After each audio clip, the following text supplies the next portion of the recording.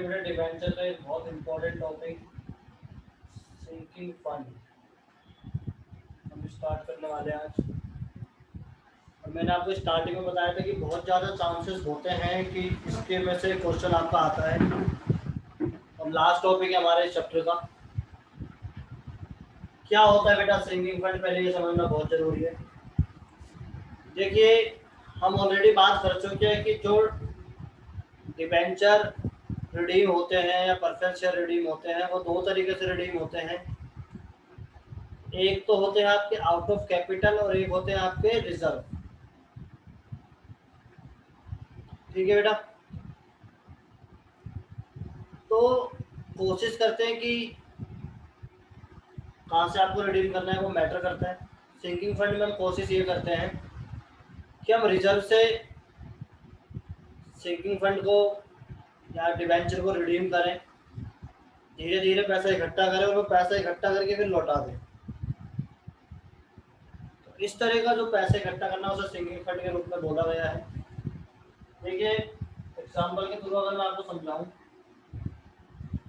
तो मान लीजिए 2015 में मैंने इशू करे डिवेंचर और 2020 में मुझे पैसा लौटाना है। मान लीजिए मैंने 10 लाख रुपए के डिवेंचर इशू करे थे और 10 लाख रुपए लौटाने, प्रीमियम पे नहीं ले रहे अभी। आपने 10 लाख रुपए इशू करे और 10 लाख रुपए आपको लौटाने हैं। तो अगर मैं बोलूं कि आपको हर साल कितने रुपए सेव करने लौटाने के टाइम पे, 1 2 3 4 5, तो आप क्या बोलोगे? क्योंकि भैया बहुत आसान है, 10 लाख को 5 साल में डिवाइड कर दो 5 से, तो 2 लाख रुपए आएंगे। हर साल आप 2 लाख रुपए सेव कर लो, तो 5वें साल के एंड में आपके पास 10 लाख रुपए इकट्ठे हो जाएंगे और आप लौटा देना। ये बोलना चाहते हो? अभी जो 2 लाख रुपए मैं सेव कर रहा हूँ, हर साल बचा रहा हूँ अपने प्रॉफिट में से, इन 2 लाख रुपए को सिंकिंग फंड बोला गया है। बट प्रॉब्लम यह है कि ये जो 2 लाख रुपए हैं,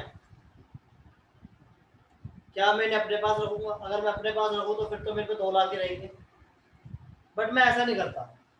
मैं चाहता हूँ कि ये जो 2 लाख रुपए मैंने यहाँ पर निकाले ये मैं आगे इन्वेस्ट कर दूँ।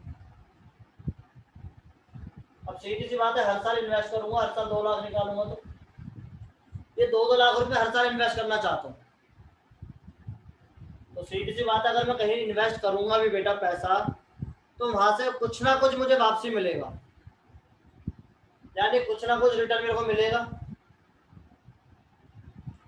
और ये मेरे 5वें साल के एंड में, यानी end of the 5th year, 10 lakh से ऊपर अमाउंट बन जाएगी। क्योंकि जो भी रिटर्न मिलेगा, मान लो मुझे 1 लाख रुपए रिटर्न मिलता है, तो फिर मेरी अमाउंट 11 लाख हो जाएगी, जबकि मुझे रिक्वायरमेंट सिर्फ 10 लाख रुपए की है। मुझे 11 लाख रुपए की रिक्वायरमेंट नहीं है, मुझे 10 लाख रुपए की रिक्वायरमेंट है। अब मैं ये भी चाहता हूँ कि 10 लाख ही रहे, 11 लाख ना बने, तो कितना पैसा हर साल इन्वेस्ट करूँ कि 5वें साल के एंड में जो मैंने पैसा इन्वेस्ट करा है वो पैसा प्लस जो मेरे को वहां से रिटर्न मिलेगा, वो दोनों मिला के 10 लाख बन जाए, उसका टोटल 10 लाख बन जाए। तो एक अमाउंट कुछ भी मान लीजिए हम 1,50,000 रुपये हर साल इन्वेस्ट करते हैं, तो मुझे लगता है कि हर साल 1,85,000 रुपये भी मैं अगर इन्वेस्ट करूँगा तो मेरे 5वें साल के एंड में, last of the 5th year, मेरे 10 लाख बन जाएंगे। तो ये 1,50,000 निकलेगा कैसे? सबसे बड़ी बात ये है, तो इसमें आपको ज़्यादा टेंशन लेने की ज़रूरत है नहीं।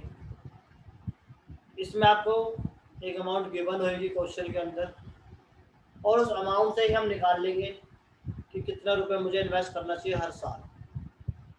ठीक है बेटा, तो इसको कैसे करते हैं, कैसे इसकी एंट्रीज होती है, बहुत सारी एंट्रीज होती है।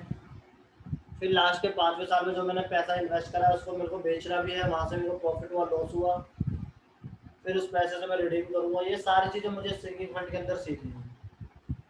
तो मैं क्वेश्चन के थ्रू आपको समझाने की कोशिश करता हूँ। देखिए बेटे, क्वेश्चन के थ्रू आपको समझाने की कोशिश करता हूँ मैं। क्या क्वेश्चन कह रहा है, एबीसी लिमिटेड है जो 6 लाख रुपये से, ध्यान रखना, 11% डिवेंचर इशू कर रहा है, 100 रुपये का एक, रिडीम करेगा 4 साल बाद। For this purpose sinking fund was establish, यानी वो सिंकिंग फंड बनाएगा इसके लिए। और जो इन्वेस्टमेंट वो करेगा वहाँ से 5% रिटर्न मिलने की उम्मीद है per annum. Sinking fund table के अकॉर्डिंग मुझे पता चला कि मुझे 0.232013 इन्वेस्ट करना है एनुअली, ठीक है, एट 5% अमाउंट टू ₹1। यानी अगर 1 रुपये में से मैं हर साल 23 पैसे के अप्रोक्स इन्वेस्ट करता हूँ तो मेरा 4 साल के बाद वो 1 रुपया बन जाएगा। यानी मेरे को 6 लाख चाहिए तो 6 लाख रुपए जो है उस 6 लाख को इससे मल्टीप्लाई कर दूंगा सीधा 0.232013 को। Sinking fund investment was realise 4,50,000 on 31 March 2015, यानी 31 मार्च 2015 को सिंकिंग फंड मैंने बेच दी और वहाँ से मुझे 4.5 लाख रुपए मिले। And the bank balance after receive of interest was ₹1,75,000 और बैंक का बैलेंस आपका हो गया 1,75,000 रुपये, ठीक है, इंटरेस्ट रिसीव करने के बाद। जर्नल एंट्री करना है मुझे रिडेम्पशन की और इशू की भी करनी होगी, तो इशू की भी कर लेंगे। देखिए बेटा कैसे करेंगे क्वेश्चन।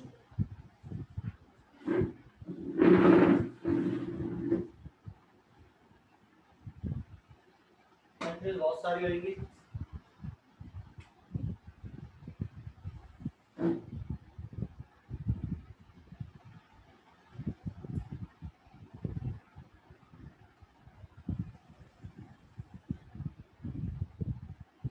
पहली एंट्री सबसे पहले आप डिवेंचर को इशू करोगे तो bank account debit to debenture application and allotment 6 lakh. दूसरी entry debenture application and allotment to percentage debenture जो 11% है 6 लाख। ये 2 एंट्री हो गई।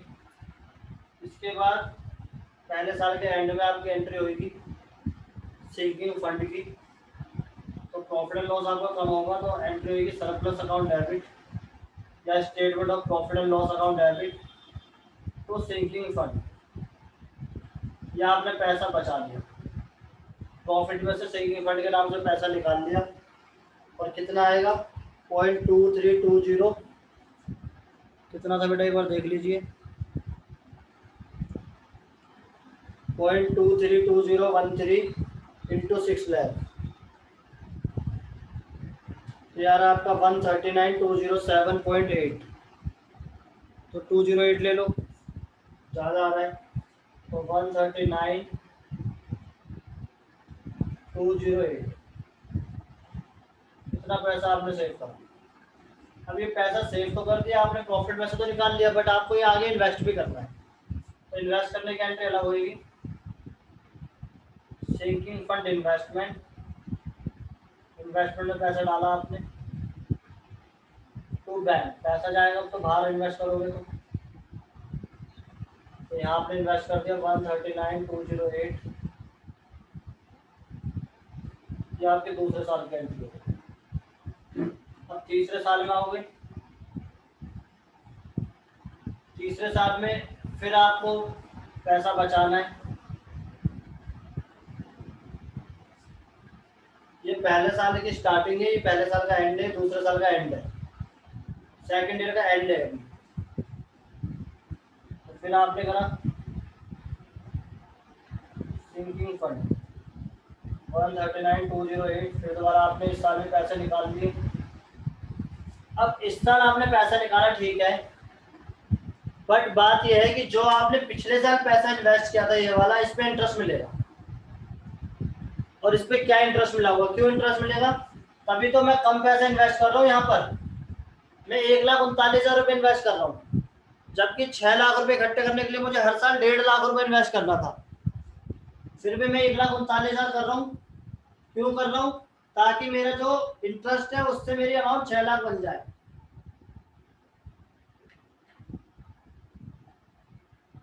है ना बेटा।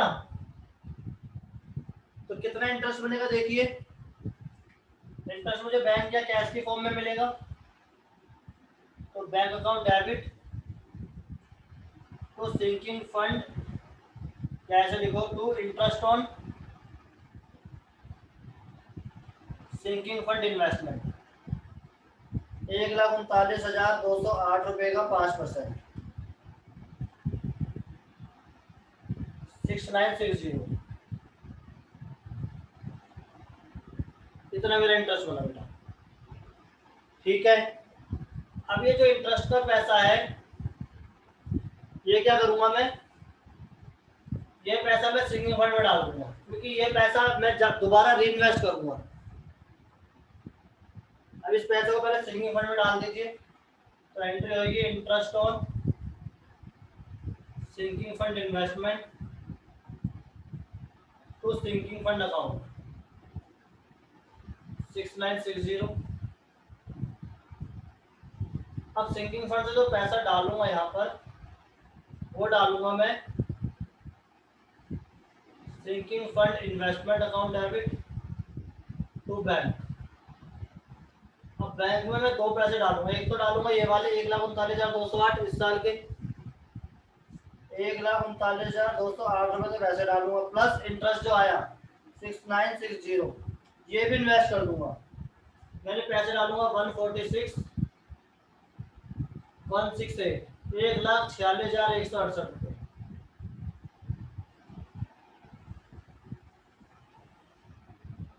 ये मेरा सेकंड ईयर कंप्लीट हो गया। फिर मैं नेक्स्ट ईयर फिर जाऊंगा। अब जब आप नेक्स्ट ईयर जाओगे फिर आपको सिंकिंग फंड में पैसा निकालना है, ऐसे 4 साल तक करना है। Surplus to sinking fund amount वही 139,208। अब इसके बाद मुझे इंटरेस्ट लेना है, तो बैंक अकाउंट डेबिट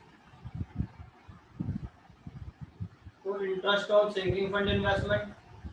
अब देखिए आपको जो इंटरेस्ट मिलेगा बेटा, एक तो आपका सिंकिंग फंड ये वाला है और एक अब ये वाला है, तो दोनों पे इंटरेस्ट मिलेगा। आपकी टोटल इन्वेस्टमेंट हो गई 146,168 प्लस 139,208, टोटल हो गई 2,50,376। इसका 5% इंटरेस्ट मिलेगा तो 14,269, 14,269 इंटरेस्ट मिलेगा। चौथी एंट्री और आठवीं एंट्री दोनों का मिला के, क्योंकि मैंने दो जगह इन्वेस्ट कर दिया, पहले साल किया था फिर दूसरे साल किया, तो पहले साल वाले पे भी इंटरेस्ट मिलेगा और दूसरे साल वाले पे भी इंटरेस्ट मिलेगा, और टोटल इंटरेस्ट ये बन गया। इस इंटरेस्ट को सिंकिंग फंड में डालूंगा,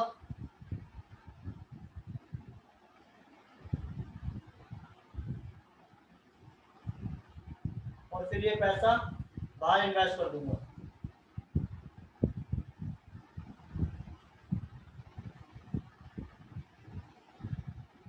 कितना बनेगा, ये तो है ही आपके पास 14,269 प्लस 139,208, ये आपको हर साल करना था, तो 153,477।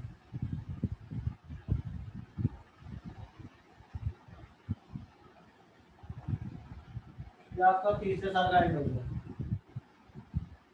ठीक है बेटा, अब चौथे साल के एंड में तो आपको एंट्री करनी है और रिडीम भी करना ही है। तो चौथे साल के एंड में क्या करोगे आप, चौथे साल के एंड में सबसे पहले तो सेविंग फंड में पैसा निकाल लो, सरप्लस को सेविंग फंड 139,208, पहले तो ये पैसा निकाल ले बेटा। ठीक है, इसके बाद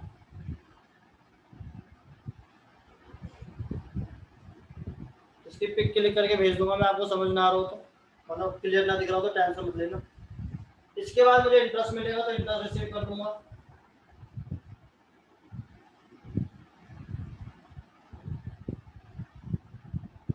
अब ये वाला पैसा भी इन्वेस्ट हो गया आपका, ये वाला ये पैसा भी इन्वेस्ट हो गया, तो टोटल आपका इन्वेस्टमेंट हो गई 139,208 प्लस 146,168 प्लस 153,477, इसका 5% आपको मिलेगा 21,243, 21,243।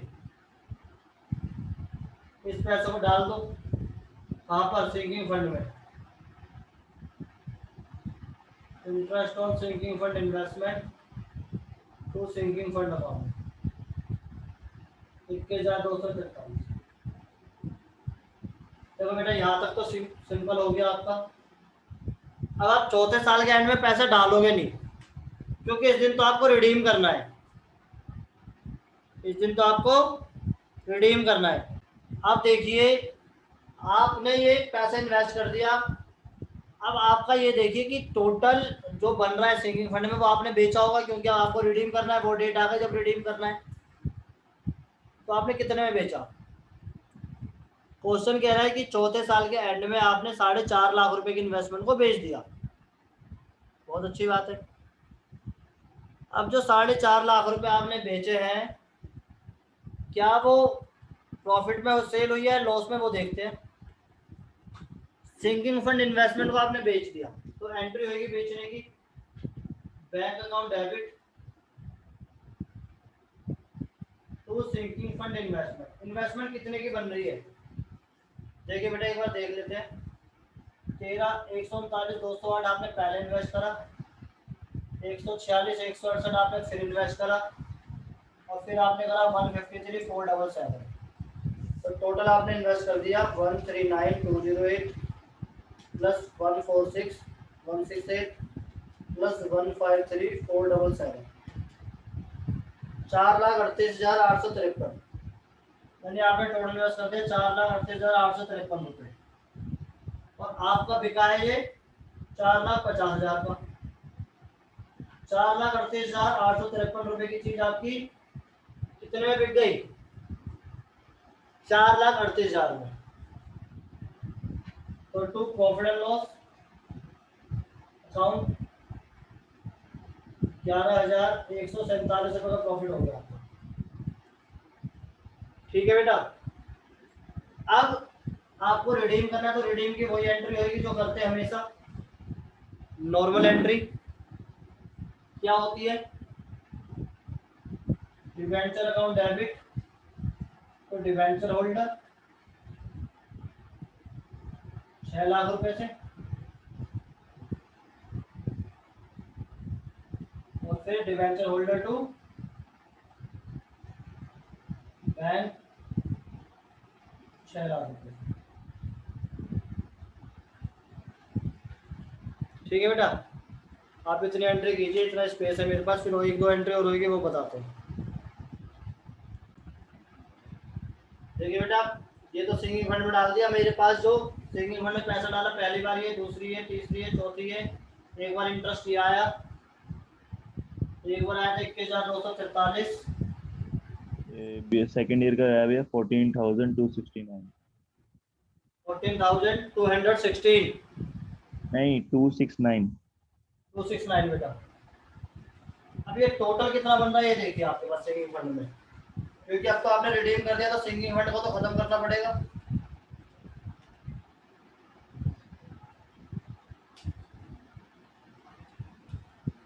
इस प्रॉफिट को अगर हटा दिया जाए तो करीबन करीबन 6 लाख बनना चाहिए।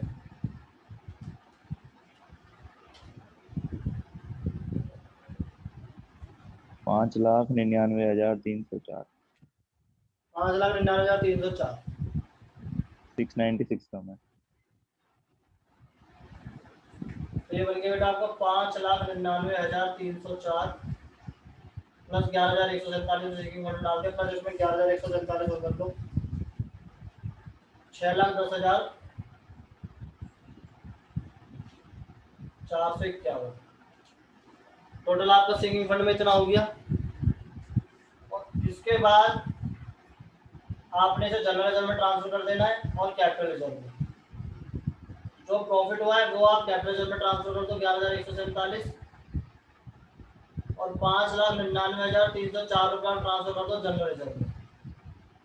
ठीक है बेटा, तो ये आपकी एंट्रीज होंगी टोटल 20, और इसमें सिंकिंग फंड इंपॉर्टेंट था, तो सिंकिंग फंड वाली 18 एंट्री थी जो टोटल। रिडेम्पशन हटा दो और पहली 2 एंट्री हटा दो, तो 16 एंट्री सिंकिंग फंड से रिलेटेड है। इस वजह से क्वेश्चन किया था, फिर भी किसी का डाउट हो तो पूछ लो। ये जो इंटरेस्ट है 21,943 है, 943, और हमने ले लिया था 243, यानी 700 रुपये और आएगा। यानी ये 9 4 जाएगा तो 700 रुपये बढ़ जाएंगे, और ये हमारा फिर 700 रुपये यहाँ से अगर बढ़ाओगे तो ये वाली एंट्री हमारी चेंज हो जाएगी। फिर हमारा आएगा बेटा ये 5,99,304 आ रहा था, इसमें 700 जोड़ दो तो 6,04 रुपये और 11,147, यानी 6,11,151 रुपये आ गए। 6 लाख 11,000 में ट्रांसफर कर दो, 11,151 आ गए, क्योंकि अप्रोक्सीमेटली 6 लाख बनना चाहिए, 700 रुपये का डिफरेंस नहीं बनना चाहिए था, क्योंकि उस हिसाब से हमने इन्वेस्ट करा था पैसा कि टोटल लास्ट में एंड में 6 लाख बन जाए, तो 6,04 रुपये बन जाए। ठीक है, तो ये सही है हमारा, कोई प्रॉब्लम नहीं है। उसने 7-7 रुपये करे थे, तो 7-7 रुपये अगर हम करते 8 रुपये की जगह तो फिर हमारा पूरा 6 लाख आता है एग्जैक्ट, बट 0.8 आ रहा था इसलिए फिर मैंने 8 रुपये कर दिया, कोई प्रॉब्लम नहीं है, होगा ऐसे। ठीक है बेटा, वो एक एरर हो गई थी कैलकुलेशन की, वो सही कर लेना।